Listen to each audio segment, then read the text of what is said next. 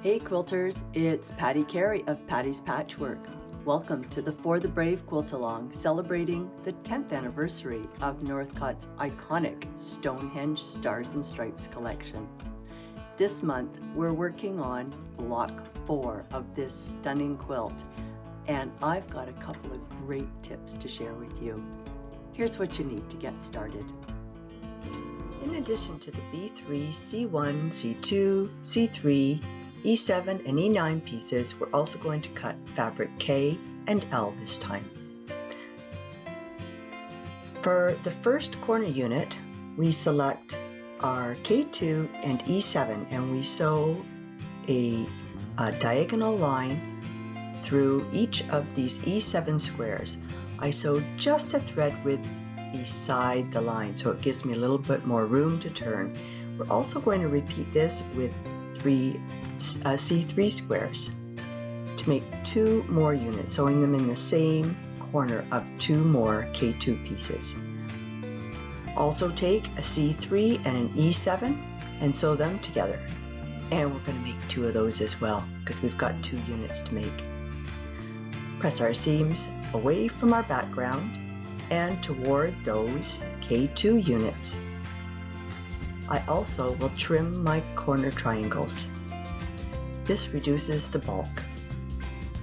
Now we assemble these 3 different units together to make our corner block.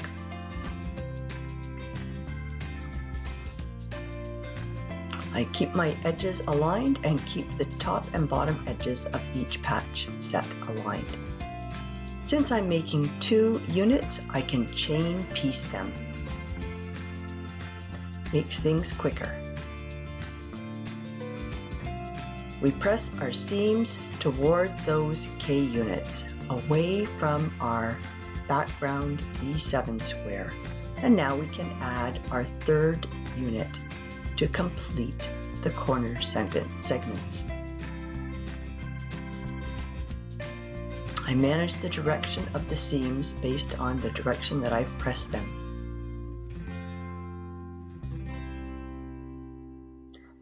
Then we move on to the other opposite corner units.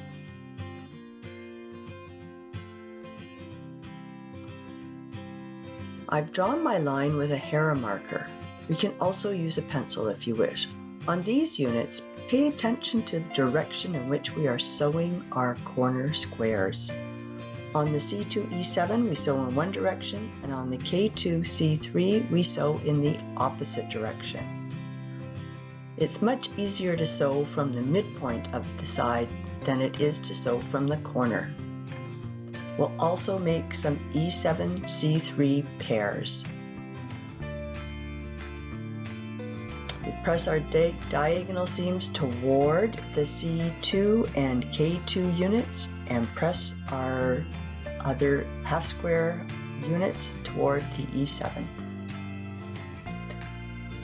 Now we sew these 3 components together to create our other corner block. Note the direction in which we are aligning these pieces. The E7 C3 and the K2 C3 get sewn top and bottom as opposed to side. And then we can add our C2 unit onto the left edge of this segment.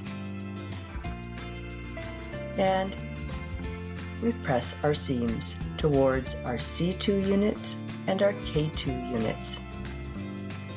It leaves that center E7 square as background. We decide we want to stitch in the ditch in our background to make the elements of this block pop.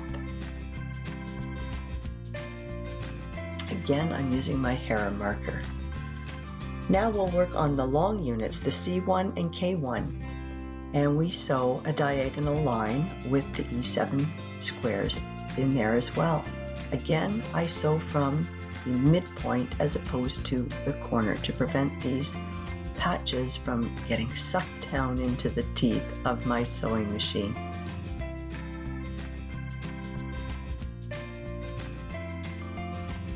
And we'll press our seams towards our K1 and C1 units. Now it's time to make our square and a square units. I've got 4 of the EL units to make and 1 of the center LL unit. So I'm going to chain piece all of these, adding either my E or my L triangles to one side of all 5 squares.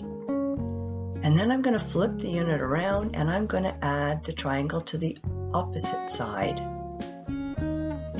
Note which triangle you're adding if you're building the EL units. For the center LL unit, I am going to press my seams toward the triangles. Whereas for the other 4 units that go on the sides, I'm going to press my seams toward my center B3 square. This will help reduce the bulk when I sew my block together. Now I'm going to add the triangles to the remaining 2 opposite sides. I find it easier to sew with the triangle on the bottom and the rest of the unit on top, and I'm aligning these 2 patches so that they cross at the 1/4 inch seam line. That way I won't lose my tips on my square and a square units. I'll have perfect points. And again, I'm going to chain piece the triangles down one side of all of these units and then flip her around and chain piece down the other side. It makes piecing these very quick. Once they're done, I give them a press and I can start to build. Again, the center unit I am pressing away from the center square, and these 4 side units I am pressing toward that square and a square.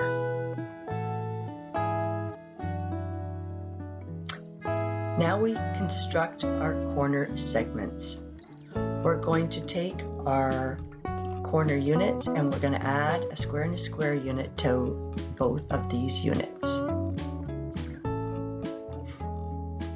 And then I can add my C1 unit after I press my seam toward K, so away from the square and a square.